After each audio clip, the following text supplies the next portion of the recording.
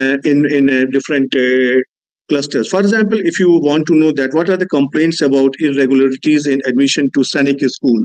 So now this, based on that, it will try to cluster all the similar grievances in groups or in clusters, and as soon as you hear such, it will give you the all relevant grievances over here. Right. Similarly, if you want to ask that official asking for bribes to issue the certificate, suppose I want to know that how many people have given the grievances based on this theme or this idea or this query or this grievance, then this system will try to identify the analyzer, all the grievances which are stored in their system, and based on that, it will try to pull out or retrieve all the relevant grievances. Right. So this is how it is going to do, and this is going to make a big difference. Now, I would like to introduce my colleague, Dr. Nishit Srivastava, also, and I will request that he can continue with this presentation so that people can know that who he is, and he's one of the most intelligent person at IIT Kanpur. Nishit, can you please take over? Sure. If you can stop sharing your screen, yes. I will share mine. Yes.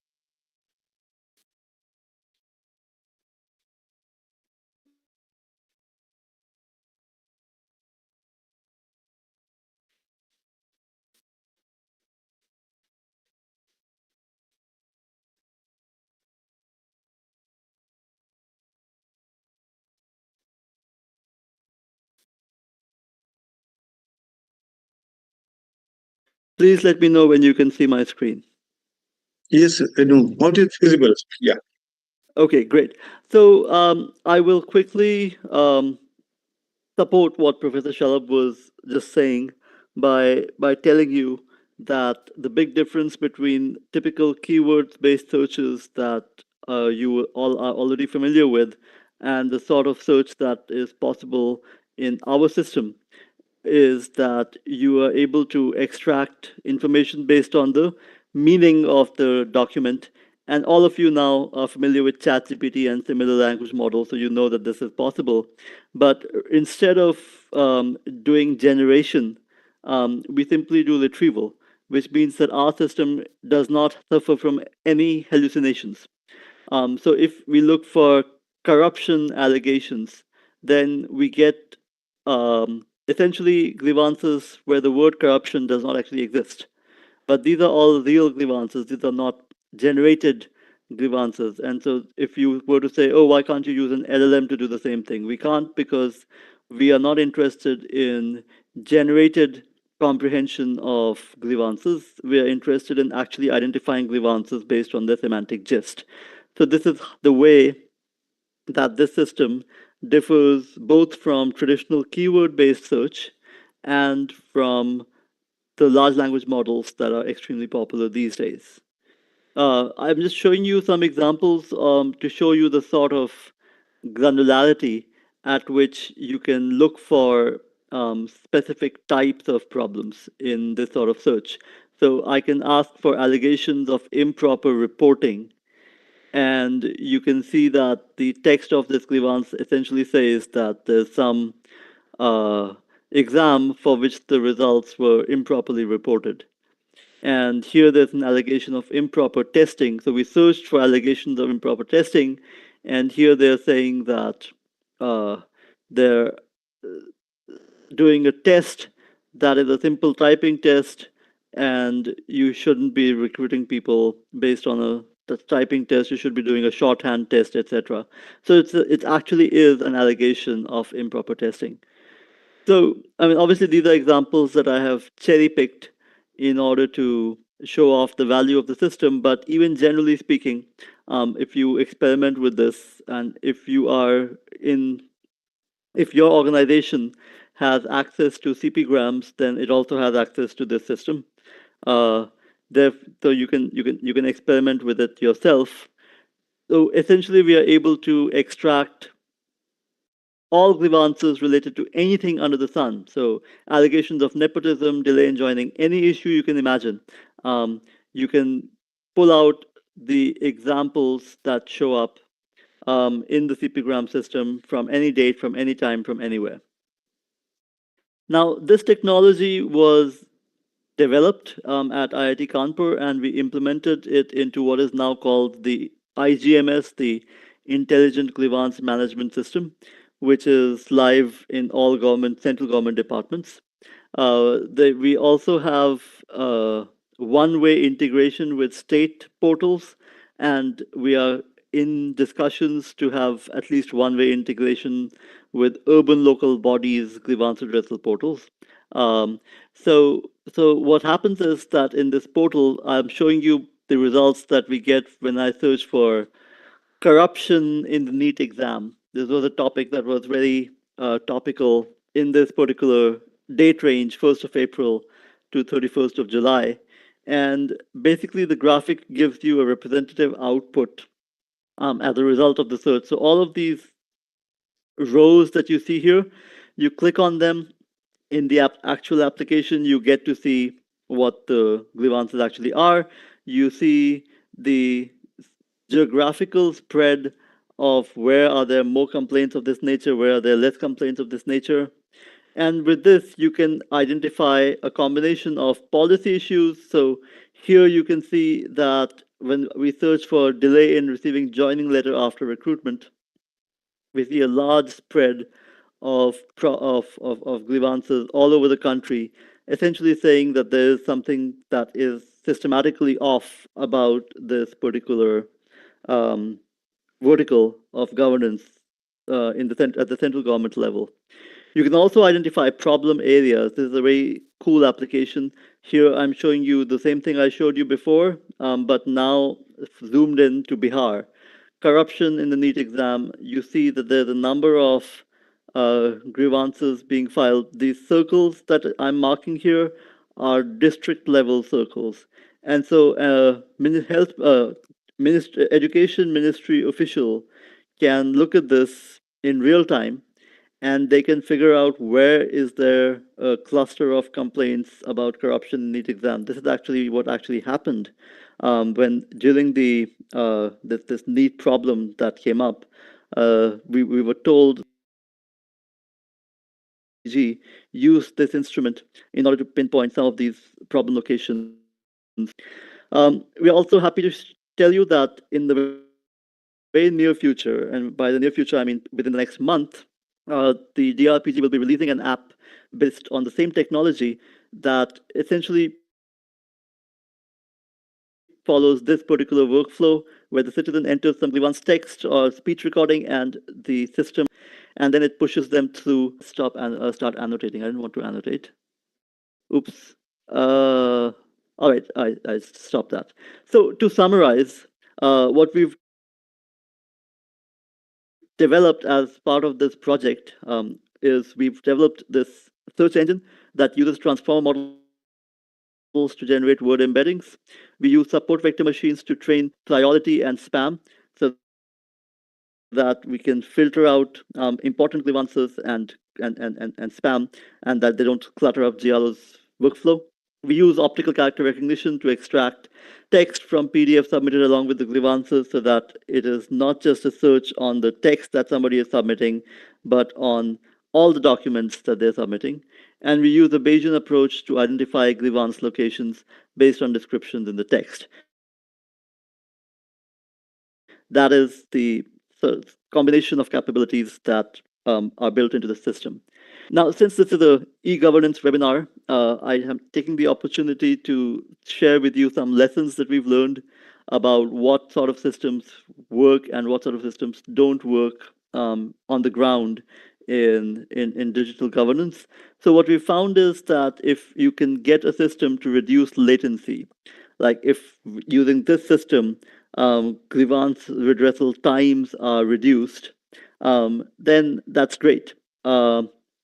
If you can remove redundancies, so GROs don't have to mark grievances to ministries, it can be done automatically. It's a useful thing to do.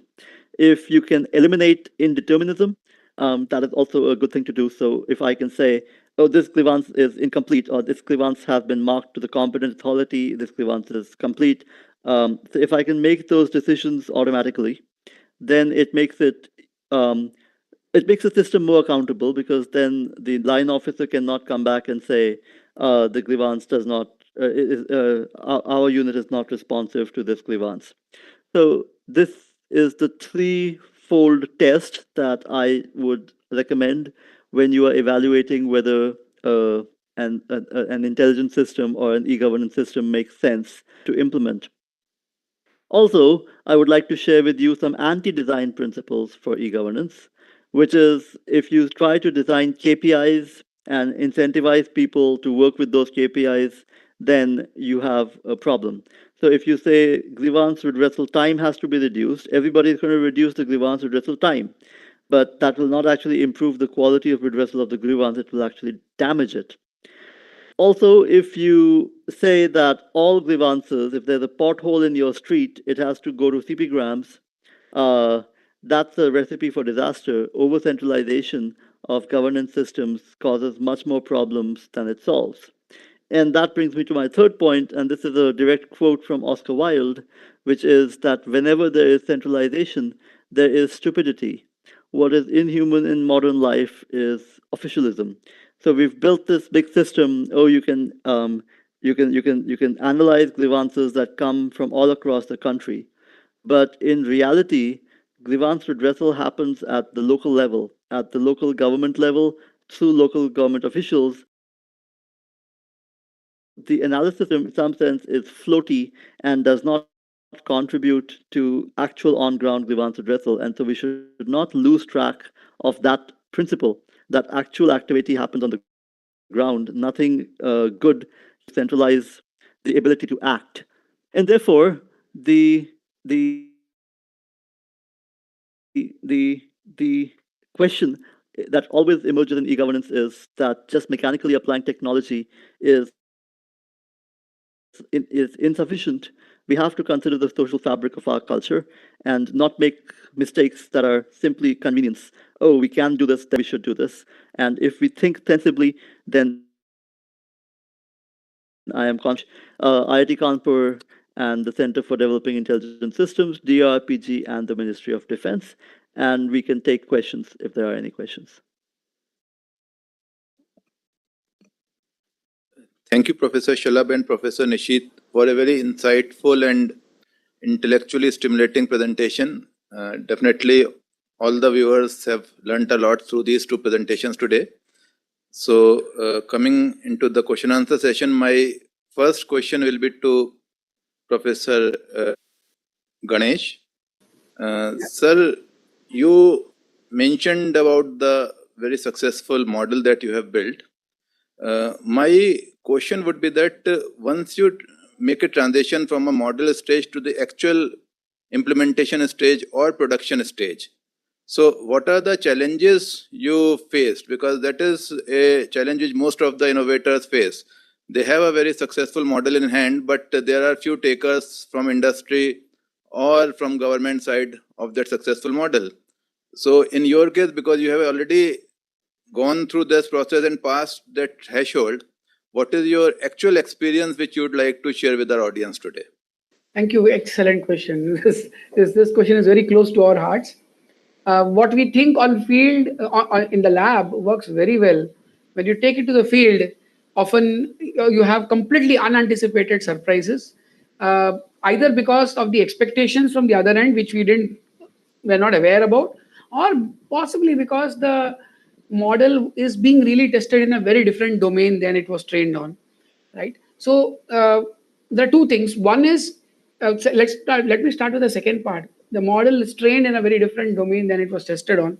There we've been able to come up with algorithmic solutions. So algorithmic solutions, for example, for domain adaptation, right? Where, as I pointed out, through data efficient learning, just annotating a very small number of examples through which the model can be tuned for that domain.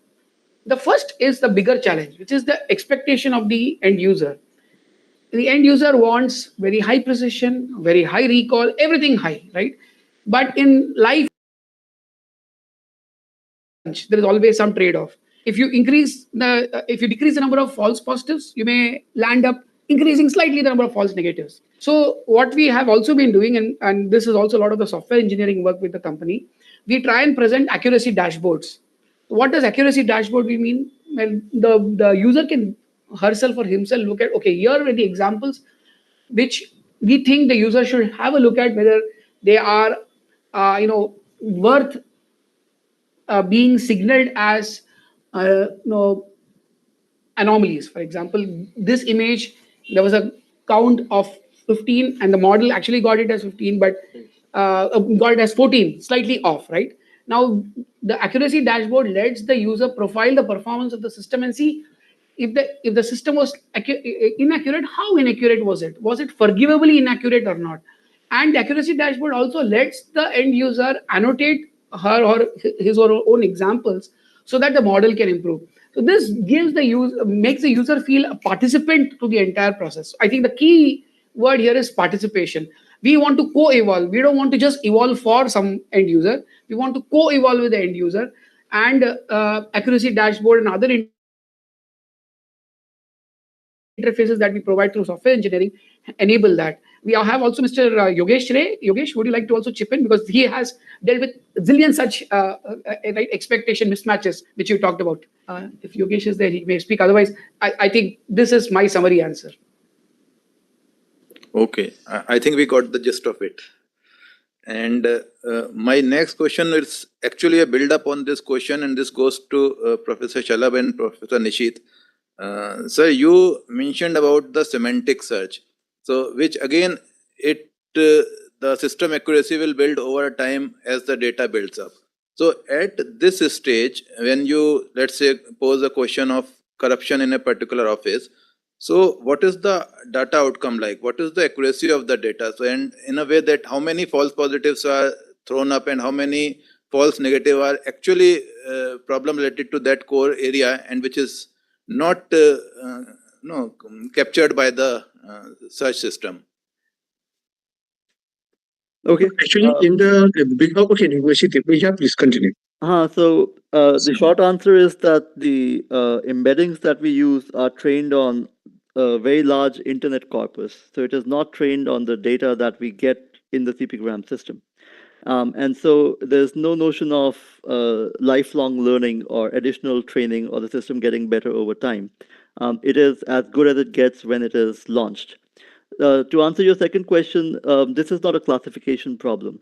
This is a recommendation problem. So when I'm searching for a search result on Google, I can look at false positives, which is in the list of things that I see, which are things that I did not want to see, but I'm seeing. But I cannot answer the false negative question, which is, what is that page that actually has the information that I wanted, but Google does not index? So similarly, what we do is we report precision at the top. So what we say is that in the first 20 results, how many are considered to be relevant?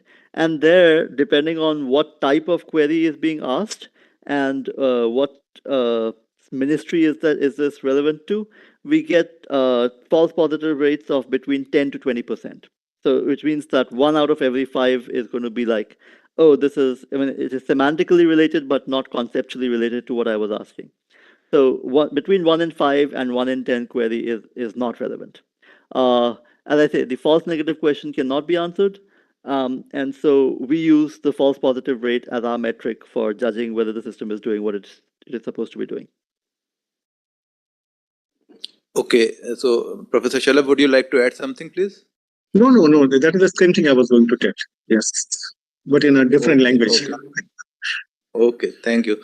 So, do we have any other questions from the audience, please? Yes, sir.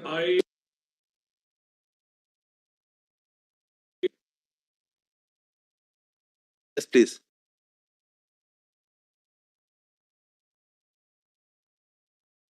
Kindly unmute yourself. I think your voice is muted. You'll have to unmute yourself.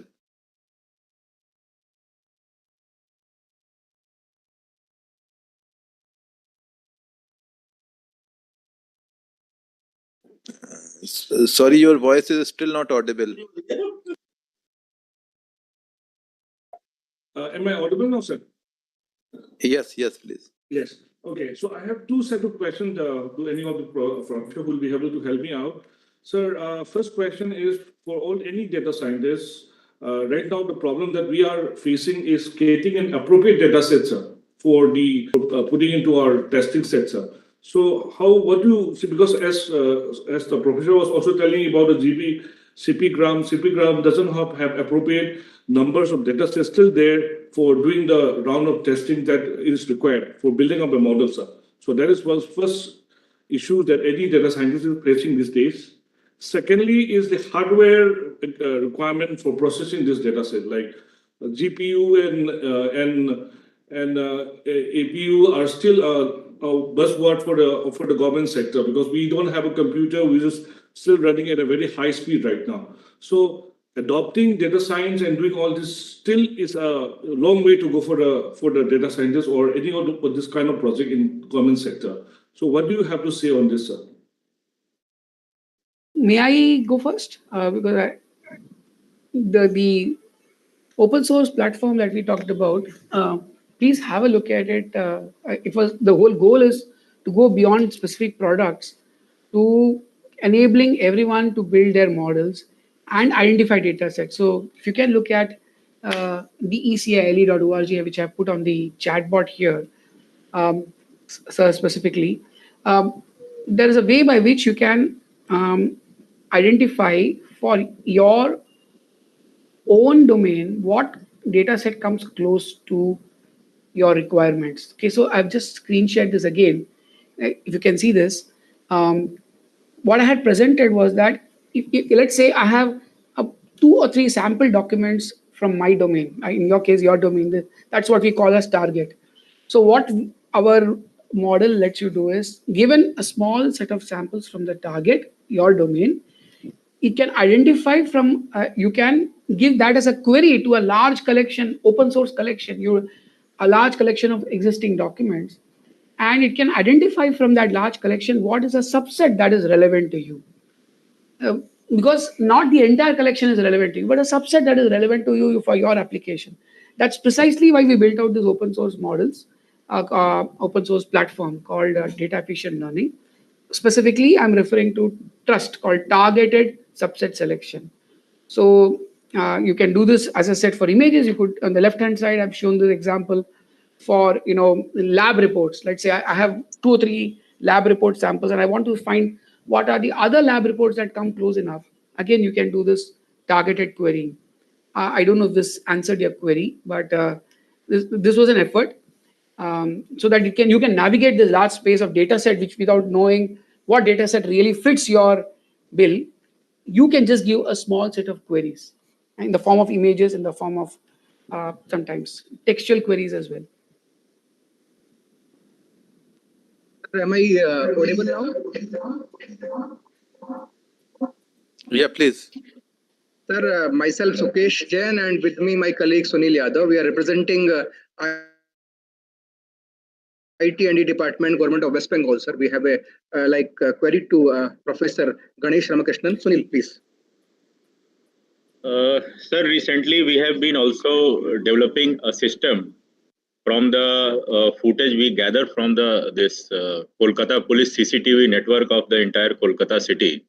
We have around more than 2,000 CCTVs installed across the city, and we have got very recent installed cameras who have very good resolution, and also there are some cameras which are about 4 to 5, 6 years old, which do not have that good kind of a resolution. We used YOLO V8 and mask RCNN models, which are available in open source, to extract the colors of the vehicles for a given targeted vehicle.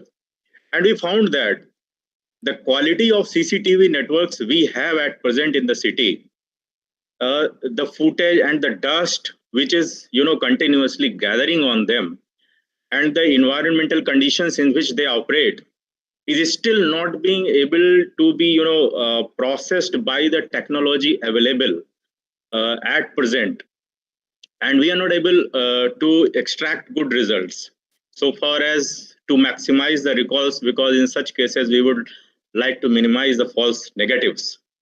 We are not able to do that with the best available of the models in the open source. However, when we use the footages of mobile phones or cameras with us, and then we do all these kinds of videography, from that kind of quality we are able to get it. So the real practical situations which we still have had and the technology available with us, last year, I just want to know from Professor Ganesh whether his models are able to get that kind of accuracy and recall from the existing technology over these kind of footages which are practically available in the field or not.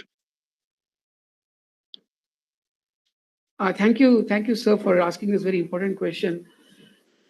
It is not only the models that help build the pipeline. Models are only one part of the pipeline. If you look at many of the standard software, what they also provide for, including our software, is a lot of noise cancellation, a lot of image cleansing, a lot of sometimes you need to do skew adjustment, and all different kinds of image enhancement techniques that need to be done before these models get applied. Therefore, I was just showing this again. I'll show this slide once more. If you look at the key consideration, if you look at the key considerations, right? We want to have. Is this visible, sir? Is this visible? Yes, please. Yes, please. Right. Yes. So the goal here is not just the software, the AI software, but the scalable and modular architecture, which lets you apply image pre-processing and cleansing, right? Where you should be able to make it configurable. For example, it's possible that you get good person detection only after you get rid of some background noise in the scene. So that's what real-time and configurable alerts are about, right? And the dashboards and reports also give you a deep insight into what is working and what is not working. So my appeal is, maybe if you can work with our team, we'll be happy to work with you. And sometimes you also may have an existing solution. You may have your own solutions which you also want to integrate. Even that we provision for. So when we build solutions, we are not just deploying the AI software. We are doing a lot before the AI software and after the AI software, so that you get good, highly accurate results. Does that help? Yes, definitely. Actually, in field we have plenty of data, and maybe in labs you have the best of technology, and there is a need to integrate the two. I think that practical solutions. I'll request now. We should not have another repeat question. So, as we can see, all our participants are still very much eager to continue this session, and they have a lot of questions also. But time is a constraint, and I'll request that any further questions, if they are there, then we will share the email coordinates of our speakers, and we can continue them in offline mode. And I'll request now our Deputy Secretary, Madam Sarita Taneja ji, to kindly offer the vote of thanks to our guest speakers. A very good afternoon to everyone. As we conclude this insightful session of the National eGov webinar series, I want to express my deepest gratitude to each of you for your valuable participation. First of all, I express my heartfelt gratitude to Shri Puneet Yadav ji, Additional Secretary Sir, DRPG, for his crucial role in organizing and chairing his discussion. We are profoundly grateful to our distinguished speakers, Professor Ganesh Ramakrishnan, Professor Shalabh, and Professor Nishit Shrivastava, whose thought-provoking presentations have significantly enriched our understanding of digital governance. I also extend my sincere appreciation to the Chief Secretaries, AR Secretaries, IT Secretaries, Public Administrators, and institutions who joined us today. Your presence and engagement reflect a collective commitment to advancing digital governance at the district levels. May the insights gained here inspire and guide the efforts to achieve greater success. Finally, and yet importantly, my warm and wholehearted thanks to my team in DRPG, NIC, and QCI for their unwavering support in making this episode a success. We look forward to our next session of this series as we continue to advance the course of e-governance across the nation. Thank you and have a good day. Thank you. Thank you, everyone. We'll close this session here. Thank you.